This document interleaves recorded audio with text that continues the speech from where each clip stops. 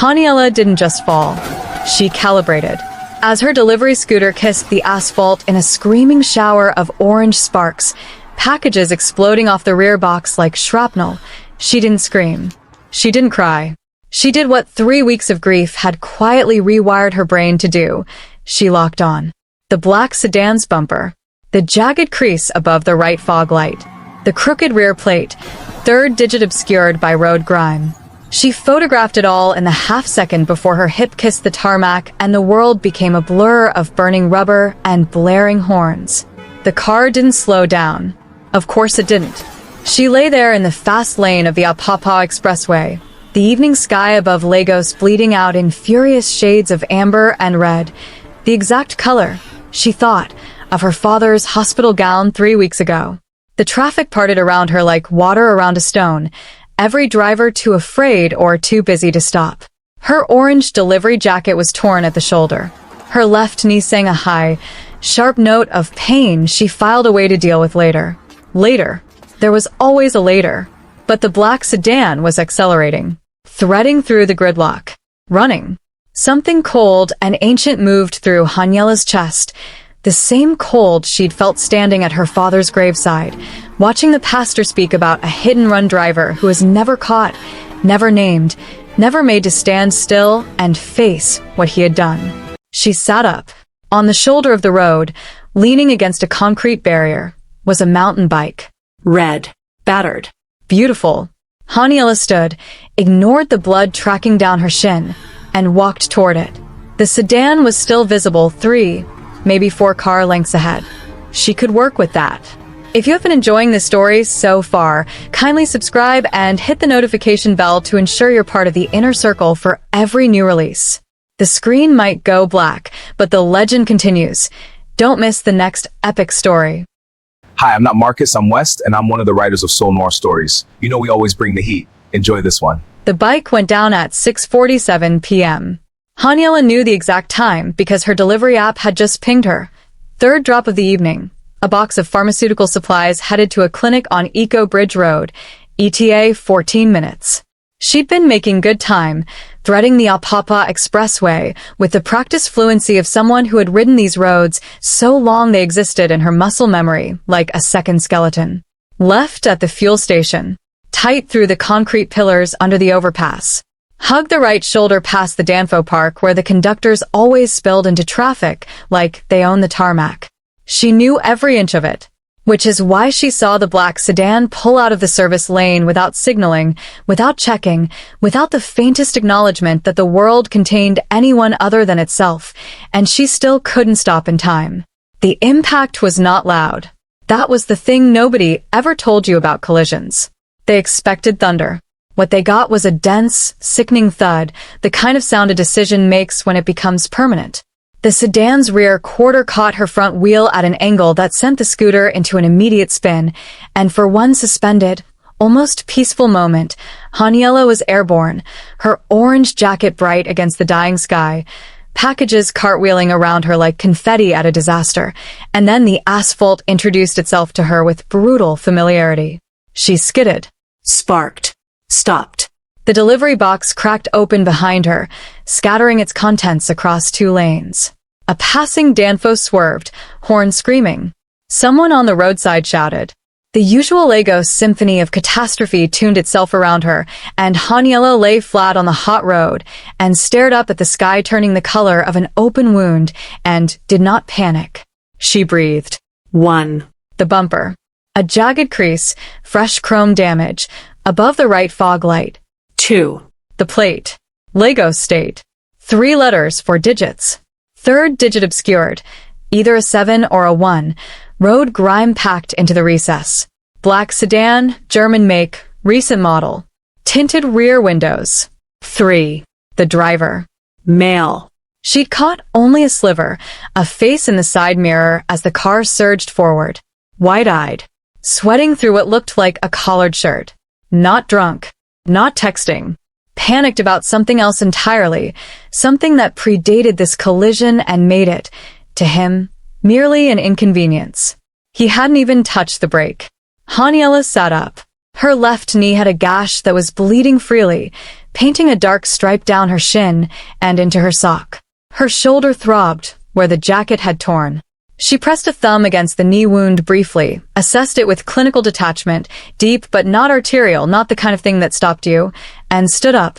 Around her, a small crowd had begun the Lagos ritual of the curious bystander, close enough to watch, far enough to deny involvement. A woman in a yellow wrapper pressed her palm to her cheek. A motorcycle Okada man had slowed, phone raised, recording with the solemn dedication of a documentarian. Nobody moved to help. Nobody ever did. That thought arrived without bitterness. It arrived as data, the same way everything arrived to Haniella now, since the morning 3 weeks ago when a police officer had appeared at her mother's door in Surulere and explained, in a voice careful with rehearsed sympathy, that her father, Emmanuel Adeyemi, 58 years old, retired school principal, man who still polished his shoes every Sunday, had been struck by an unidentified vehicle on his evening walk and had not survived the night. The vehicle had not stopped. The vehicle had, in fact, accelerated. An unsolved case. A number in a file. A burial under a harmattan gray sky. Haniella had stood at that graveside and felt something inside her not break, but set. The way bone sets after a fracture. Harder than it was before, denser, shaped around the damage. She looked down the expressway. The black sedan was weaving through traffic, maybe 200 meters ahead, its taillights winking red in the thickening dusk. It was moving with purpose. Moving like a man who believed that distance was the same thing as innocence. The mountain bike was leaning against the concrete barrier of the roadside shoulder. Red frame, worn grips, rear reflector cracked but intact. A chain lock hung loose and open through the front wheel. Abandoned, perhaps, by someone who'd hopped a bus and forgotten it, the way people forgot things in the city, every hour of every day. Haniella looked at the bike, looked at the sedan, looked at her cracked delivery scooter lying on its side in the road, the app still glowing on its mounted phone, the little delivery icon spinning in patient, ignorant optimism. She walked to the mountain bike, pulled the chain free, and swung her leg over. The seat was too high. She adjusted it with 3 hard slaps of her palm on the quick release. Tested the brakes. Left was soft, right was firm, workable. Gears, 7-speed, third cog jammed from the feel of it, but she had 5 clean ones. More than enough. She clipped her torn delivery vest tighter across her chest, tucked her phone into her front pocket, and looked at the road ahead. The sedan had taken the merge toward Lagos Island. She knew that road. She knew every road. At 6:49 p.m., Haniella Adeyemi stopped being a delivery driver. She pushed off and began to pedal. The first hour was about not losing him. That was the only thought she permitted herself as she carved through the slow-moving traffic on the expressway merge, standing on the pedals, the mountain bike's frame shuddering beneath her with the indignation of a machine pressed into service it hadn't anticipated. Her knee bled steadily. She noted it and set it aside. Pain was a notification, not a command.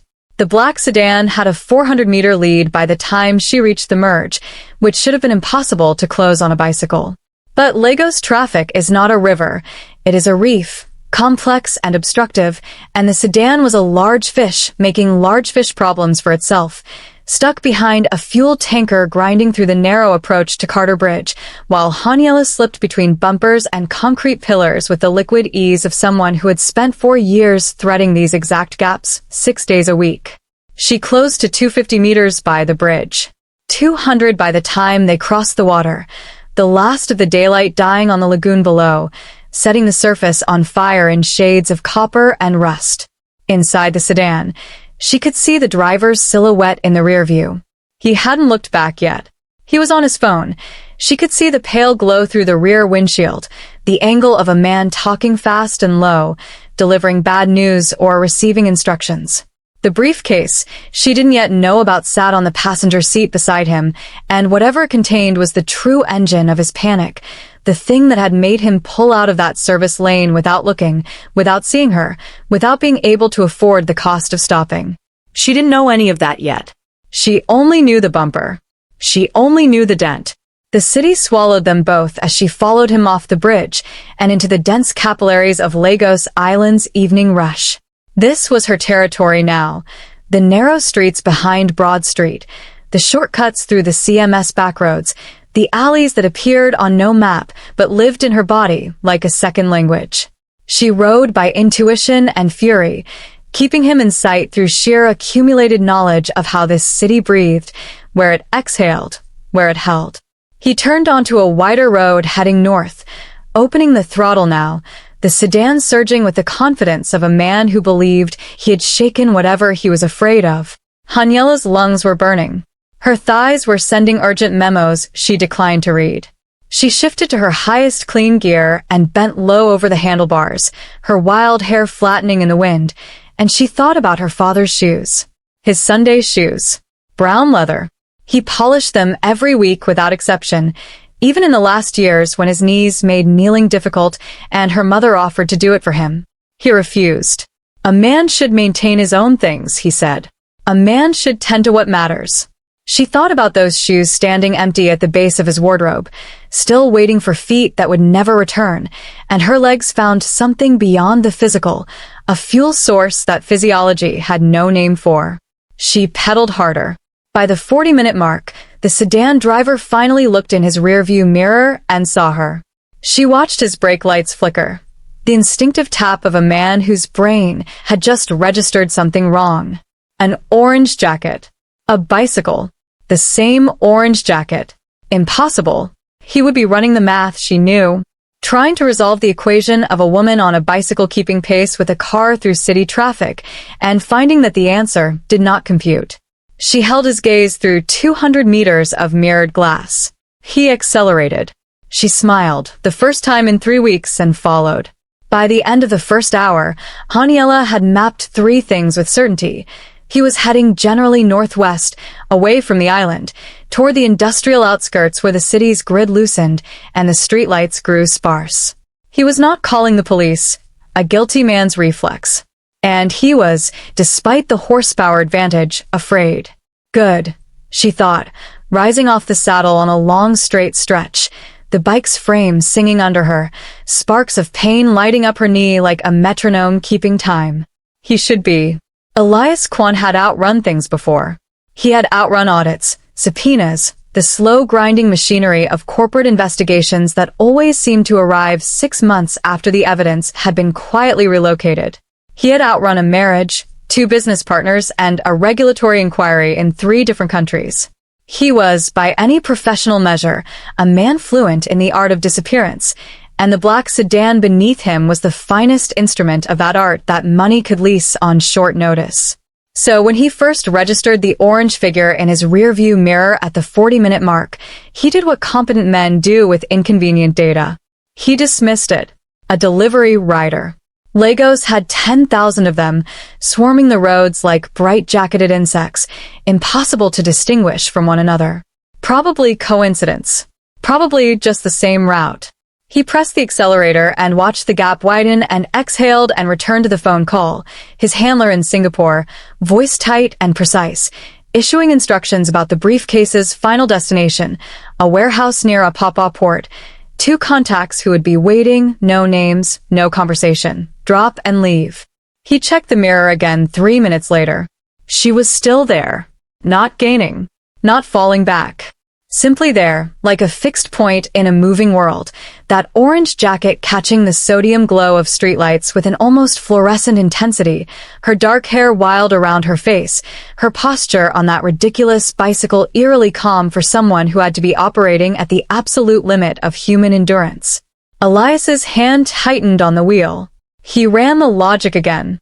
It had been nearly an hour. She had been on the ground. He'd seen that in his mirror when it happened. The scooter going down, packages everywhere, the orange figure sliding across the tarmac. He'd felt the impact through the steering column, that muffled thud, and he'd made the calculation in under a second. Stop and face consequences, or go and outrun them. He'd made that calculation before. He knew how it resolved. Except, she was still in his mirror. He changed lanes without signaling, cutting sharply left behind a Danfo bus. When he cleared it and checked the mirror, she had already threaded the same gap, moving through it with a precise economy of motion that suggested she had done this, or something like this, many thousands of times before. He turned off the main road onto a side street. She followed. He took the next right, a narrow back street between two walls of concrete block housing, where a car his size had perhaps 2 feet of clearance on each side and had to reduce speed to navigate. A bicycle had no such constraint. He watched in something approaching horror as she simply accelerated through the gap, her handlebars angled with surgical precision, gaining 30 meters in the time it took him to crawl through. Who was this woman? He called his handler back, explained, in clipped and increasingly unsteady sentences, that he had acquired what appeared to be a pursuer. His handler's response was a pause so cold it had texture, followed by a single question. Police? No, Elias said. A delivery rider. The second pause was somehow worse than the first. Then lose her. Whatever it takes. He ended the call and looked at the mirror, and she was there, constant and silent as a debt, and something Elias Kwan had not felt in a very long time began to move through his chest. Not concern. Not inconvenience. Fear. Old, animal, irrational fear. The kind that doesn't respond to money or logic, the kind that the body generates when it recognizes something pursuing it is not going to stop. Ever. For any reason. He pressed the accelerator to the floor. She did not disappear. By the second hour, Elias had tried 4 highway stretches, 2 illegal U-turns, a shortcut through a petrol station forecourt that had sent an attendant diving sideways, and a sustained high-speed run down a road where he had genuinely reached 110 kilometers an hour. When he'd checked the mirror on that straight, she'd been a distant orange speck. He'd felt something loosen in his chest, relief beginning its approach, and then the road had curved, and there she was again, somehow, inexplicably, waiting on the other side of the bend like she'd known. She had known. She knew every bend. That was when Elias understood, with a cold and settling dread, that he was not being chased by a random victim processing shock and anger.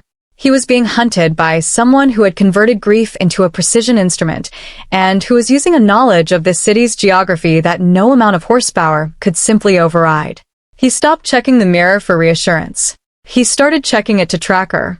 The ghost in the rear view had become, in the space of 2 hours and 40 kilometers, the most dangerous thing in Elias Kwan's considerable experience of dangerous things. And she still hadn't made a single phone call. That, somehow, terrified him most of all. You didn't stumble onto this channel by accident. You were looking for something that actually moves you, and now you've found it. Don't lose it.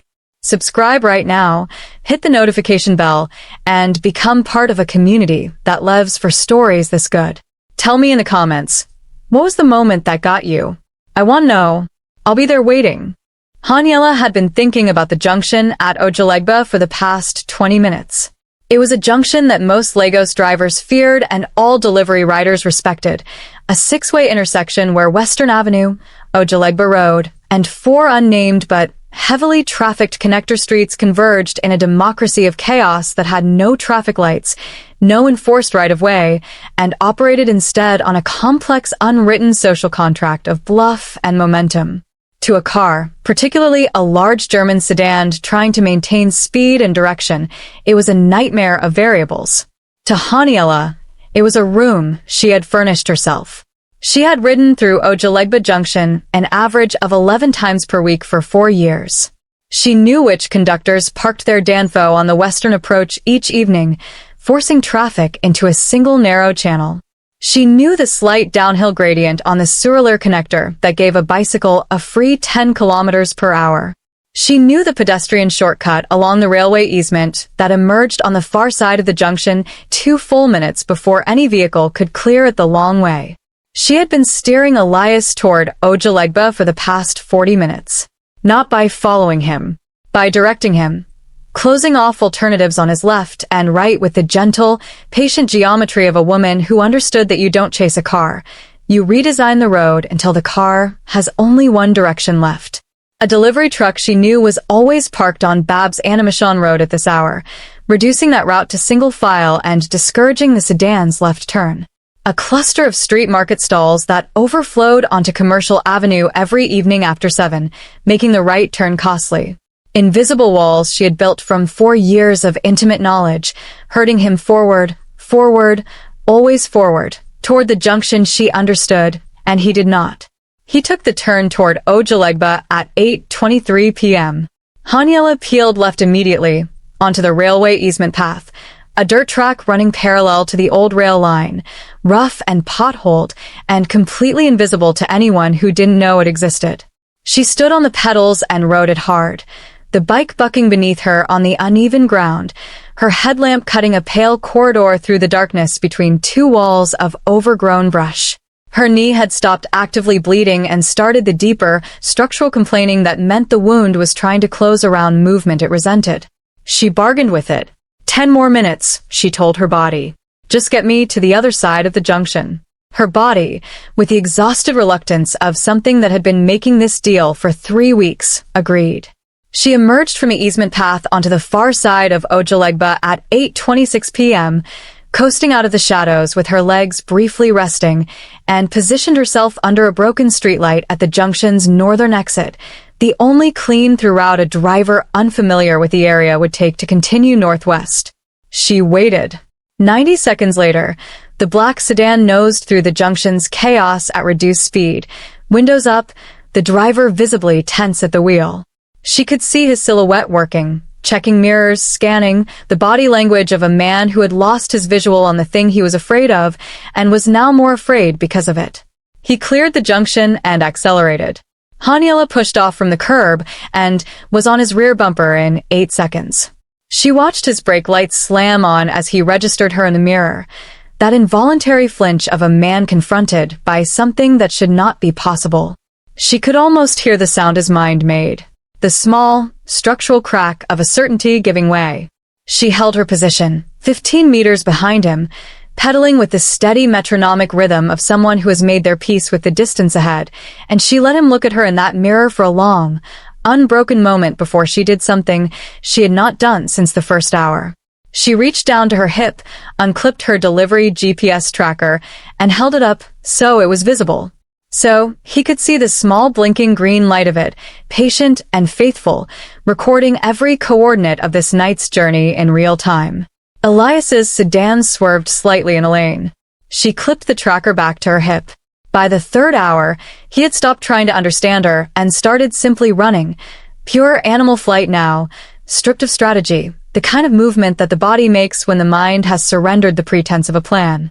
It was the moment Haniella had been waiting for, the moment the chase stopped being about speed and started being about endurance. Speed was his.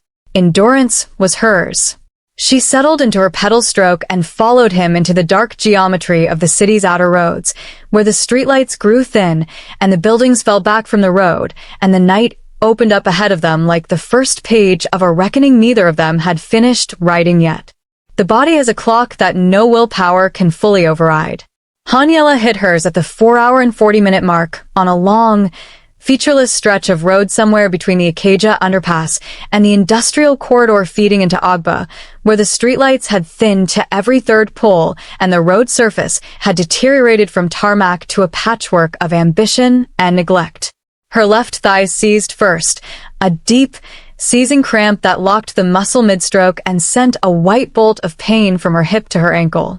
She nearly went down. She caught herself on instinct, unclipping her foot and skating the bike for 3 lurching seconds before the cramp released its fist, and she could pedal again. She rode through it. Then the knee announced itself properly for the first time. Not the background percussion it had been maintaining for 4 hours. This was different. A wet, grinding sensation with every revolution that told her the wound had reopened, that the dried blood on her shin was fresh again, that the joint was working on inflammation and borrowed time. She shifted her weight to redistribute the load, dropped a gear to reduce resistance, and kept moving. Then the hands started shaking. Not from fear. From depletion.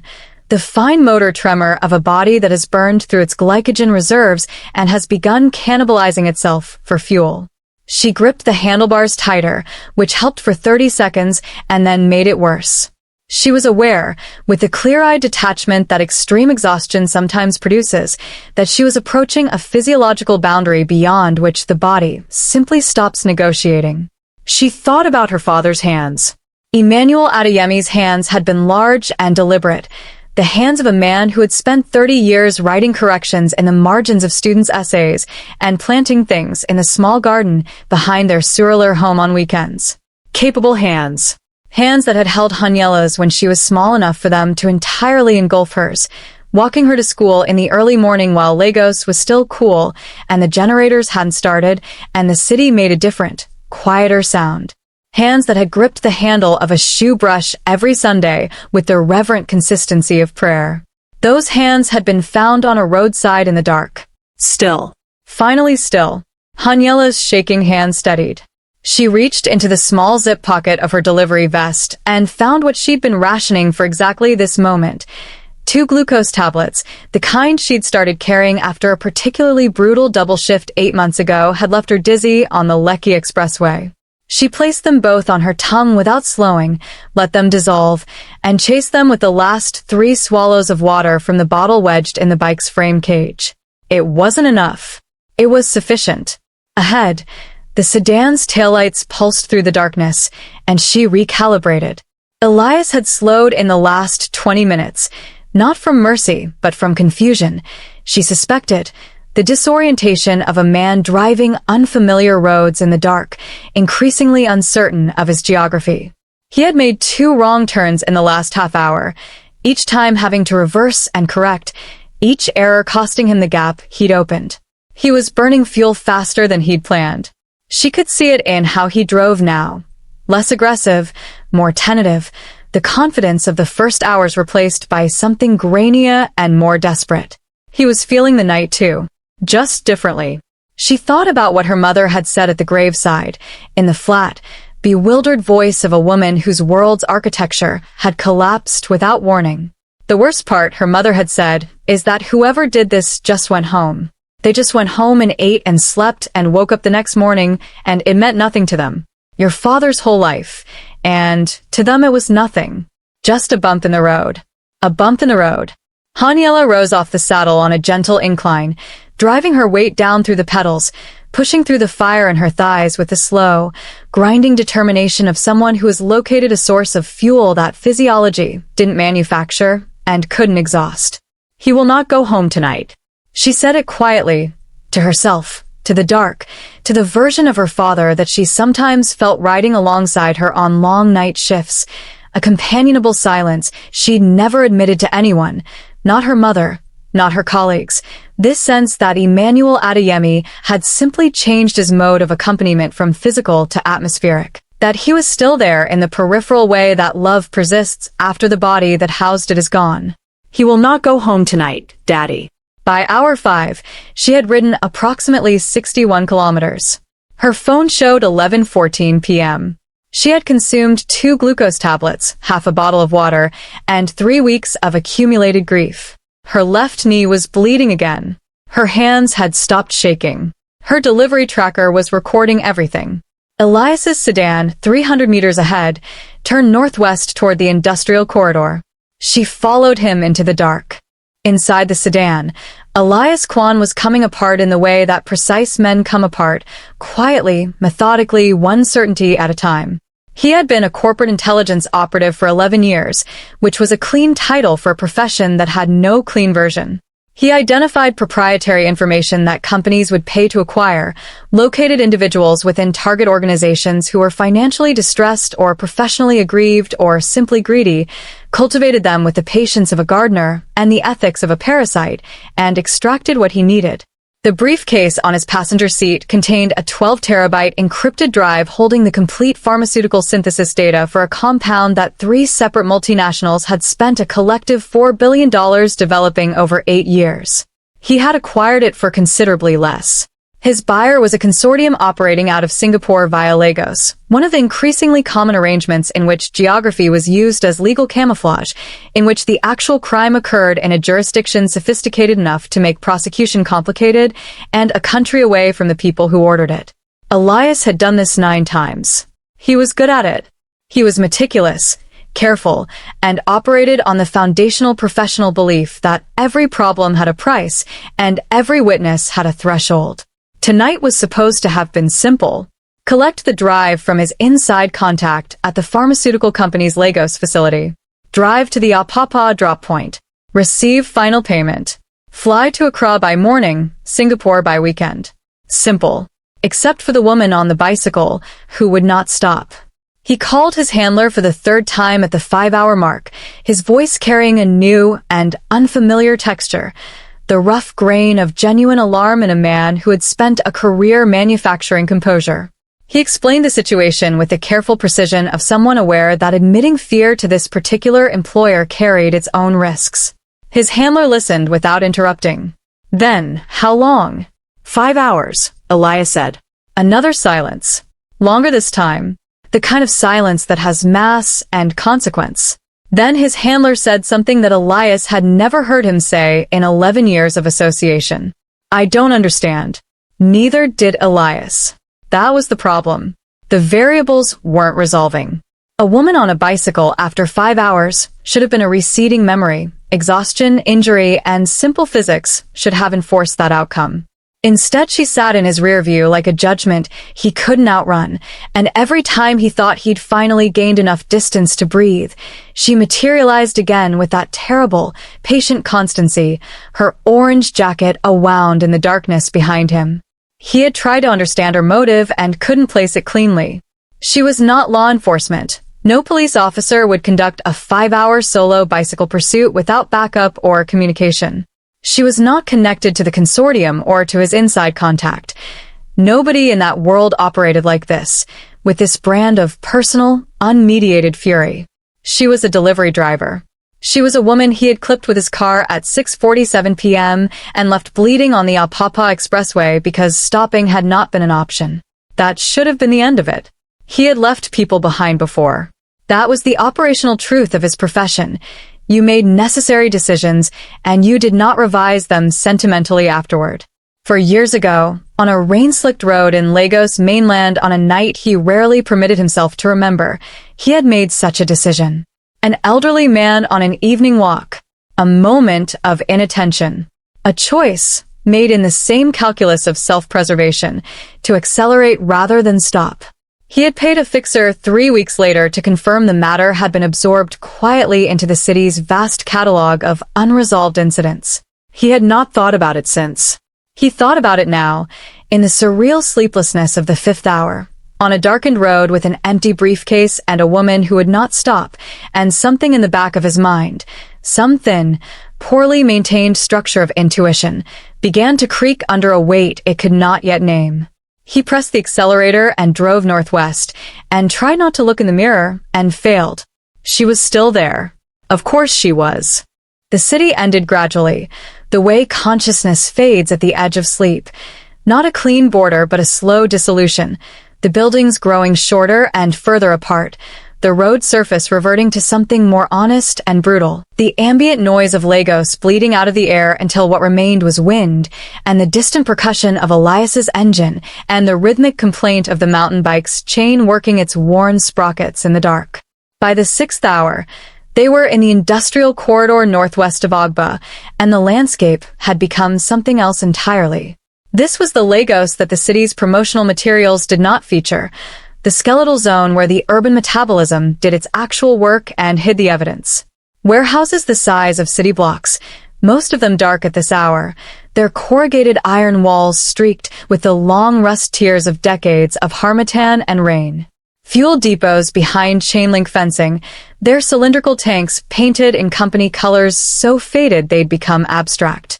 Concrete mixing plants with their tilted drums frozen at odd angles, like the arms of exhausted giants. Everything coated in the particular gray-brown dust that accumulated in places where heavy machinery worked and nobody thought to clean. The road itself had given up any pretense of maintenance.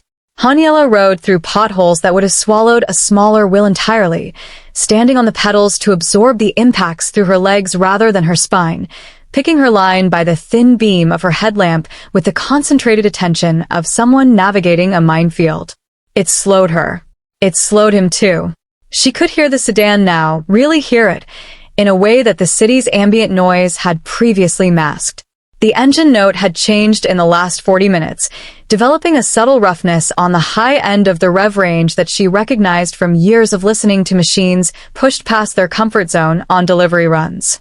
Elias was running hard, and the car was beginning to voice its objections in the private language of stress components. She filed this information and kept riding. The industrial barrens had their own geography, and Haniella had mapped parts of it during the long detours she'd sometimes run when the main roads were gridlocked, and the GPS suggested alternatives that only made sense to an algorithm with no physical body navigating them.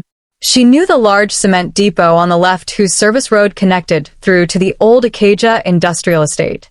She knew the point where the tarmac ended and the laterite began, a red dirt road, compacted and corrugated, that was faster than it looked if you knew which channel to hold. She knew the water tower that marked the intersection with the access road to the northern warehouse blocks, and she knew that beyond the water tower the road split into 3, and that 2 of those 3 roads terminated within a kilometer at locked facility gates. She watched Elias's taillights and waited for the water tower. The industrial barons did something else to the chase that neither of them had words for yet. It stripped away the city's contextual noise and left the pursuit bare. There were no other vehicles out here at this hour. No pedestrians. No market stalls, no bus conductors, no casual witnesses going about their evening.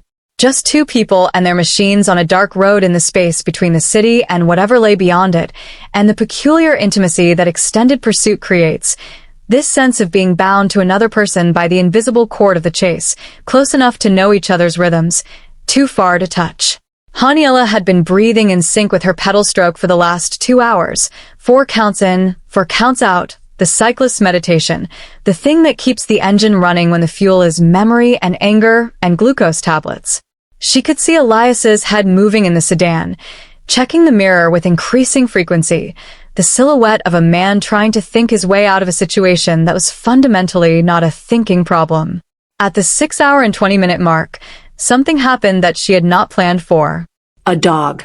Large, pale, indeterminate in breed, appearing from the shadow of a warehouse gatepost with the sudden sovereign confidence of a creature that understood this territory to be its own, and Haniella hit the brakes, hard, and the bike fishtailed on the laterite, and she put her foot down, and the dog regarded her with calm, enormous eyes and then walked, without haste, back into the shadow it had come from.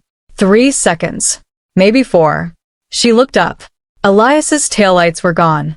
The particular cold of that moment, the absence where the red lights had been, lasted exactly as long as it took her brain to engage.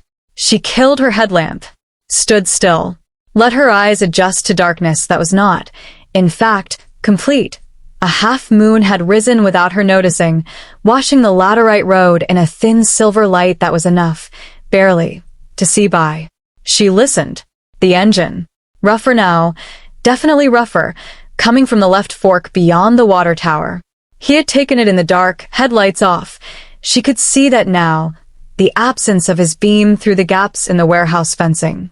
Running dark, thinking he'd lost her, buying himself the silence to think. She knew the left fork. It ran for approximately 800 meters before it reached the perimeter of an old manufacturing facility that had been closed for 6 years, a concrete plant whose operators had been swallowed by a debt restructuring and whose gates had never been officially secured, the padlock on the main entrance having been cut sometime in the intervening years by the informal economy of people who found uses for abandoned space. Beyond the gate was a construction yard. Perhaps 2 hectares of flat, open ground under the sky, bordered by the skeletal frames of structures that had been partially built before the money ran out and time had been working on ever since. A yard with no exit road. Haniella clipped her headlamp back on, turned onto the left fork, and rode. The roughness in his engine was louder now, audible over her own breathing, and it had acquired a new companion, an intermittent knocking from deep in the block, the sound a car makes when heat and stress have begun to compromise the engineering assumptions it was built on. She could smell it too, faintly, on the warm night air, the particular acrid sweetness of oil beginning to burn on hot metal. He was almost out of road. She rode the last 400 meters with the focused calm of someone completing a delivery, the final stretch of a long shift, the destination in sight, the package accounted for. Her knee was a sustained note of pain she had learned to harmonize with. Her thighs were beyond complaint, having passed through pain into a kind of numb, mechanical persistence. Her hands on the handlebars were steady. She reached the facility gate at 1:09 a.m. It was open, as she knew it would be. She rode through. Here's what I know about you. You didn't skip. You stayed for every word. You felt the fountain scene. You felt the lobby. You felt that tension land like a stone in still water. People like you are exactly who this channel exists for. Subscribe right now, the bell, the whole thing, and tell me in the comments, what do you think that midnight phone call means? I have a theory. Let's talk. The construction yard was a different world. Moonlight fell on it without obstruction, flattening everything to silver and shadow, giving the abandoned structures and scattered machinery the quality of monuments to interrupted ambition. Rusted rebar jutted from half-poured foundations at angles that caught the light. A cement mixer sat on its side near the center of the yard, its drum frozen mid-rotation. Stacks of hollow concrete blocks, weathered and colonized by weeds, cast long rectangular shadows across the laterite ground. The whole space smelled of dust and rust and the particular mineral damp of concrete that has never been used for its intended purpose. Elias's sedan was on the far side of the yard, headlights off, engine running with the labored irregularity of a machine in organ failure. She could see it clearly in the moonlight, stopped at the far perimeter wall, which rose 3 meters of solid concrete block, unscalable and absolute. He had driven as far as the road could take him, and the road had delivered him here. The knocking from the engine was loud now. Structural.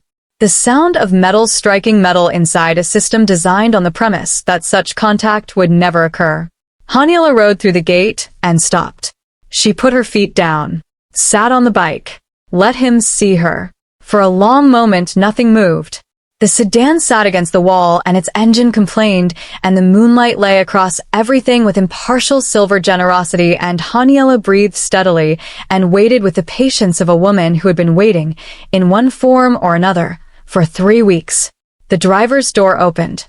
Elias stepped out, and he was smaller than she'd expected, not in height, but in the way that people are smaller when the context that inflates them has been stripped away.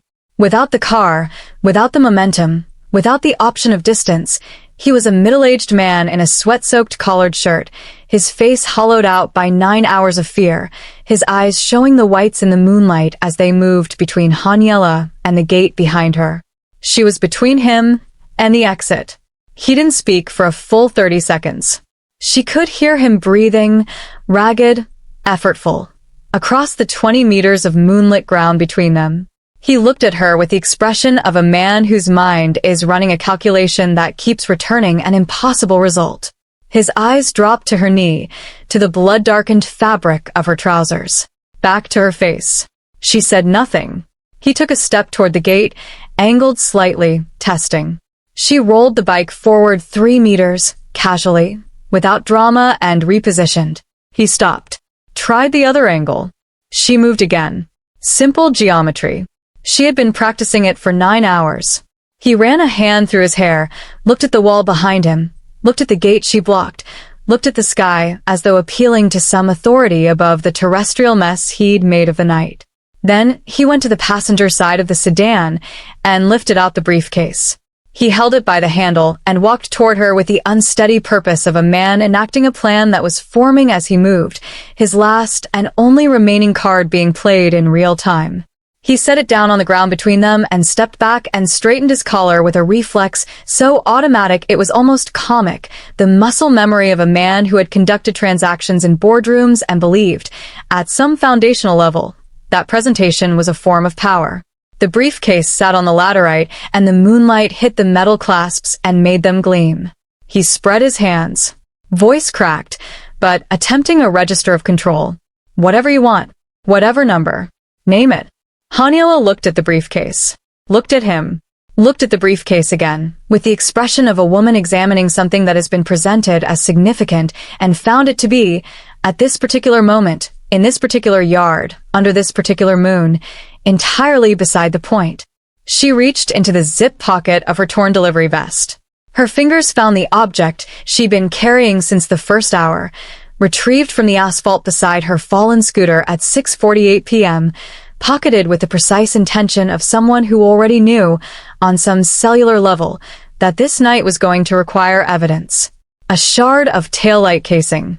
Red acrylic, irregular, one edge wickedly sharp, which was how it had embedded itself in her left forearm during the fall, and how she had extracted it from her own skin minutes later with a hiss and a deliberate breath, and how she had known, turning it in her fingers, that it was not from her scooter.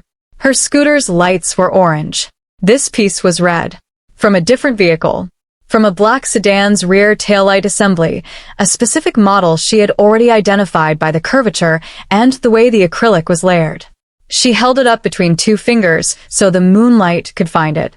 She watched Elias's eyes go to it. She watched his face change. Not the guilty flinch of a man caught in tonight's crime. Something slower and deeper than that, a recognition rising from a place he'd believed safely buried, and with it a quality of expression she had no clinical name for except to call it what it was.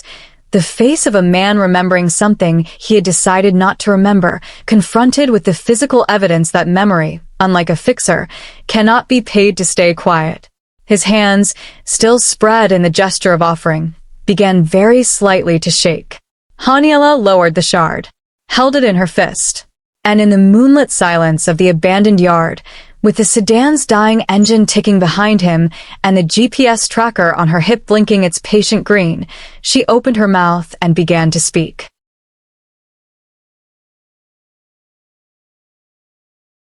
The moonlight made a courtroom of the abandoned yard. Haniella stood at its center and let the silence do its preliminary work, the way a good prosecutor lets the evidence sit before the jury for a moment, lets it breathe and expand in the room before saying a word. She had learned this, without knowing she'd learned it, from her father, who had been the kind of schoolteacher who understood that the pause before a question was as instructive as the question itself. Give them a moment to know that they don't know, he used to say. Then ask. She gave Elias a moment. He used it poorly. His eyes moved from the shard in her hand to her face to the briefcase on the ground to the gate behind her to the wall behind him, executing a rapid inventory of his options and arriving at the same answer each time. There were none. The yard had seen to that. She had seen to that. 9 hours of careful, furious geometry had reduced the entire complex machinery of his advantages, the car, the money, the momentum, the practiced habit of escape, to this, a man in a ruined shirt standing in the dirt with nowhere left to go. She began. My name is Haniella Adeyemi. She said it the way you state a fact rather than introduce yourself, with no social inflation around it, the words simply placed on the air between them. My father was Emmanuel Adeyemi. He was 58 years old. He was a retired school principal. Every evening, when the heat broke a little, he walked the same route through our neighborhood in Surrey, down Beau Thomas, left at the old post office, along the service road behind the market, back home. He'd done it for years. My mother said it was the only time all day he was completely quiet. Just him and the evening, and the city cooling down. Elias said nothing. His jaw worked slightly, like a man chewing on a response he couldn't finalize. 3 weeks and 2 days ago, Haniella continued, someone drove through that service road behind the market at speed and hit my father. He was pronounced dead at the hospital at 11:40 p.m. The vehicle did not stop. Nobody was ever identified. The police filed it as an unresolved incident. She paused. That is what they called it. An unresolved incident. She held up the shard of taillight between them. The red acrylic caught the moonlight and threw it back in a thin, cold gleam. Tonight, when you hit my scooter, this piece of your car embedded itself in my arm. I removed it on the roadside. She turned it slowly. It's from the rear taillight assembly of a late-model black German sedan. Specific curvature, specific layered acrylic construction. I've been looking at photographs of taillight debris from my father's case for 3 weeks. The police collected fragments from the scene. They didn't know what to do with them. I did. Elias's hands had stopped spreading and started falling, dropping slowly to his sides with the quality of things being lowered at a burial. The fragment dimensions match, she said. The acrylic composition matches. The color batch matches. And your bumper, she pointed with the shard, a precise, steady gesture, has two areas of damage. The fresh one from tonight, where you hit my scooter, and an older repair on the lower right section. Filled and repainted. Recently. Professionally, but not perfectly. There is still a slight color differential visible in certain light conditions. She let a beat pass. Like moonlight, for example. She watched him understand. It moved across his face the way weather moves across open ground. First at the edges, a subtle change in atmospheric pressure, then the full system arriving with its weight and darkness. His mouth opened. Closed. He looked at the briefcase on the ground with sudden irrelevance, as though seeing it for the first time as the small and mortal object it actually was, a container of stolen data, millions in theoretical value, meaning absolutely nothing in this yard, under this moon, in front of this woman. I didn't, he started. You did, she said. Simply. Completely. Without heat, which was somehow more devastating than rage would have been. His shoulders dropped in a way that had nothing to do with posture and everything to do with the internal collapse of a load-bearing structure.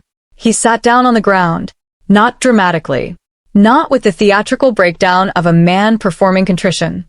He sat down the way a machine sits down when the power is cut, just an ending, sudden and complete, his legs folding beneath him and the laterite receiving him in the flat, in different way that the earth receives everything eventually. I paid someone, he said. His voice had a new texture, stripped of the residual professional coating that had survived even 5 hours of terror, reduced to something rawer and more honest than she suspected he had been in years. I paid someone to make sure it. I know, Haniella said. The fixer. The police officer. The file that went quiet. She crouched to his eye level, which was not a gesture of comfort but of precision. She wanted to be seen clearly. I want you to understand something. I didn't chase you for 9 hours to get the briefcase. I didn't chase you for 9 hours because I wanted money. I don't want your money. She reached into her other pocket and produced her delivery GPS tracker. The small device was warm from 9 hours against her body, its green indicator light still blinking with the steady patience of a thing designed to keep a record regardless of what surrounds it. Every coordinate of tonight is on this, she said. Every turn. Every road, every location, time-stamped, geotagged, with signal logs showing the sedan's movements relative to mine. Cross-referenced with traffic camera coverage I know exists on 14 of the roads we use tonight.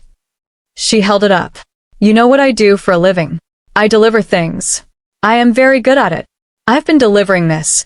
She gestured between them, between the tracker and the shard and the ruined car and the collapsed man on the ground, all night. She stood.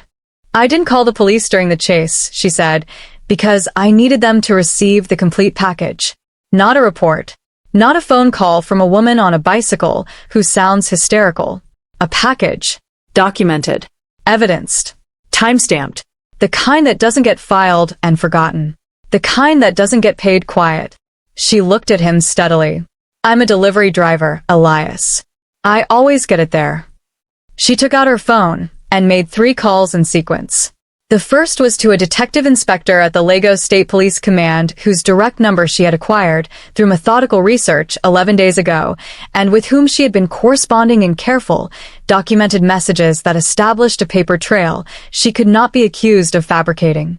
The second was to a journalist at a national newspaper who had written 2 pieces in the last year about unresolved hit-and-run fatalities in Lagos and who had, when Haniella contacted her 2 weeks prior, expressed the particular focused interest of someone who had been waiting for a thread to pull. The third call was not to any authority. It was to a number she had acquired from a different kind of source entirely. The owners of the briefcase had been, in her research, not difficult to identify, not specifically, but categorically. The kind of people who commission the theft of pharmaceutical synthesis data are not, ultimately, mysterious. They operate in the open in the way that serious money always operates, hiding behind the legitimacy that scale provides.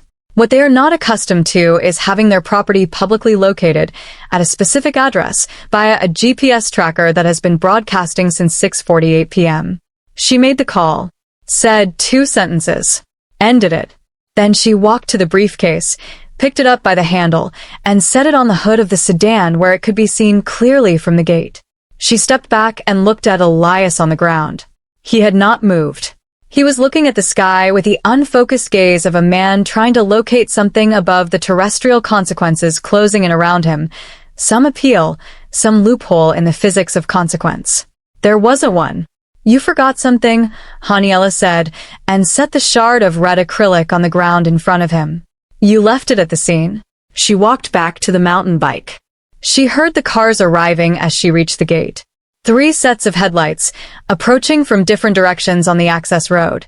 The blue and red strobing of the police units she'd called first, and behind them the darker, more deliberate arrival of vehicles without markings that moved with the unhurried authority of people who were not rushing because rushing implies uncertainty about the outcome. The journalist's car she recognized by its aging engine note, familiar from the voice note the woman had sent her 2 days ago in which she'd recorded her drive to an interview and inadvertently captured the sound of her car. Haniella stepped to the side of the gate and let them all pass through. She didn't watch what happened next. She had delivered the package. The delivery was complete. She walked the mountain bike back up the access road in the direction she had come, away from the lights and the voices, and the beginning of the long institutional process that would now, finally, grind into motion around the name Emmanuel Adeyemi. She walked rather than rode because her legs had, in the last 10 minutes, submitted their formal resignation from further cycling, and she respected the negotiation enough to honor it. Her knee had stiffened in the cool pre-dawn air into something that made each step a considered decision. She made each one anyway. The industrial barrens were quiet around her. The half-moon had traveled a significant arc across the sky during the 9 hours of the chase, and was now descending toward the western horizon, its light thinner and more oblique, laying long shadows from the warehouse rooflines across the laterite road. Somewhere in the middle distance, a generator ran its night shift with the monotonous dedication of machinery that doesn't need to be motivated. She walked for 20 minutes before she found a low concrete barrier at the roadside and sat down. The city was out there beyond the industrial corridor. She could see its glow on the southern horizon, the amber contamination of 10 million electric lights blurring the distinction between the sky and the ground, the permanent artificial dawn that Lagos maintained regardless of the hour. She had lived her entire life in that glow. Her father had lived his entire life in it. He had walked through it on his evening routes, and the evening had received him, and then one night a car had come through the dark portion of it, and that had been the end of his walking, the end of his shoe polishing, the end of the particular quality of Sunday morning silence that had existed in their house when he was alive. She sat on the concrete barrier and looked at the city's glow and breathed. She had expected something more dramatic from this moment. The stories she'd grown up with, the ones her father read to her, later the ones she'd read herself, later still the ones she watched on her phone between deliveries, always arranged for a feeling at the resolution. A release. A catharsis that arrived on cue with a narrative, the emotional counterpart to the plot's conclusion. She had been vaguely aware, through the 9 hours of the chase, of expecting something like that. A weight lifting. A door closing. The specific relief of an account settled. What she felt instead was simpler and stranger. She felt tired. Tired in a way that went below the physical, below the knee and the thighs and the hands, and the 9 hours of laterite roads and motorway shoulders and alleyway shortcuts, a tiredness that was closer to what she imagined the ground felt after a long rain. Not depletion. Not emptiness. Something more like saturation, as though every cell of her had been filled to capacity with the concentrated substance of the last 3 weeks and the last 9 hours, and now needed time to let it settle, to let the excess drain away, to find its level. She thought about her father, not the hospital, not the graveside, not the police report. She thought about a specific Tuesday morning when she was 7 years old, when she had refused to go to school over some injustice she could no longer remember the details of, some slight from a classmate or a test she hadn't prepared for, and Emmanuel Adeyemi had sat on the edge of her bed in his work clothes, patient and unhurried, and had said, "Honey, the world has a lot of fast people in it. People who move through it quickly and take what they need and don't look back. But the world also keeps a record. It is slow, the world's record-keeping, slower than we would like. But it is thorough." He had smoothed down her school collar as he said it. "Everything gets written down eventually. You just have to be patient enough to be there when it does. She had not felt patient in 3 weeks. She had felt like a blade, honed and trembling, waiting for the thing it was made to meet. Now she felt something that was perhaps the other side of that, not the blade, but the hand that sets it down. Not rest exactly. Something more deliberate than rest. A choosing to be still because the movement had been completed, because the delivery had been made, because the record had been written. She looked at her hands in the thin moonlight. The knuckles were raw from the road vibration. The left palm had a pressure bruise from 9 hours on the handlebar grip. She turned them over and looked at the palms, these ordinary hands that had carried ordinary packages through an ordinary city and had tonight carried something else entirely, an unresolved incident to its resolution, a debt of consequence to the person who owed it. Her father's hands had been larger. They had been capable of covering hers completely. She closed her fingers and held her own hands together and sat quietly with that for a while. The city glowed on. A rooster began its premature announcement somewhere behind the nearest warehouse, confused by the ambient light into thinking dawn had arrived. In the distance, she could hear the first sounds of the access road, more vehicles, more voices, the mechanical activity of an official process in its early stages. They would want to speak with her. They would need her account, her tracker data, her testimony.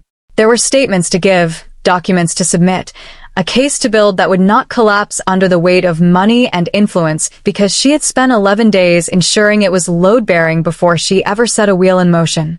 She would do all of it. She would be precise and thorough and patient, the way her father had taught her the world's record-keeping required. But first she sat on the barrier in the thin moonlight and let herself be still. Her phone buzzed.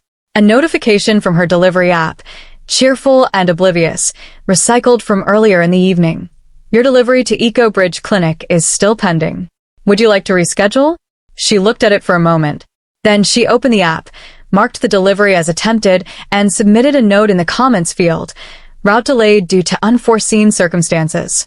Will complete morning shift. Adeyemi. She pocketed the phone. The rooster crowed again, more confident this time. The eastern edge of the sky above the city's glow had begun to show the first reluctant lightning of actual dawn, not the city's artificial amber, but something cooler and more provisional, a gray-blue suggestion that the night was making a decision. Haniella stood. Her knee informed her of its displeasure with the movement. She acknowledged the message and stood anyway. She picked up the mountain bike by the handlebars, looked at it for a moment. This battered, borrowed, beautiful thing that had carried her through 9 hours and 60-something kilometers of the city's geography and her own grief, and felt something toward it that was close to gratitude. She would find out who it belonged to. She would return it, or replace it, or compensate whoever had leaned it against that barrier on the Apapa Expressway and not yet realized it had spent the night becoming something more than a bicycle. She started walking north, the bike rolling beside her, its chain making it small, familiar sound in the pre-dawn quiet. She had deliveries in the morning. She had a statement to give. She had a mother in Surelaire who had not slept in 3 weeks and who deserved, when the sun came up, to have someone sit with her and tell her that the world's record-keeping, slow as it was, had done its work, that the unresolved incident had been resolved, that Emmanuel Adeyemi's evening walk had not ended, finally, in nothing. The sky continued to lighten. Haniella walked toward it, and the city opened up ahead of her, and she went home. Don't let the algorithm decide whether you come back. You do that. Right now, hit subscribe, turn on the bell, and take control of your own story diet. No more missing releases. No more finding out 1 week later that a new video dropped. You're part of this now. Act like it. And while you're down there in the comments, tell me your favorite line from this entire story. Mine might surprise you.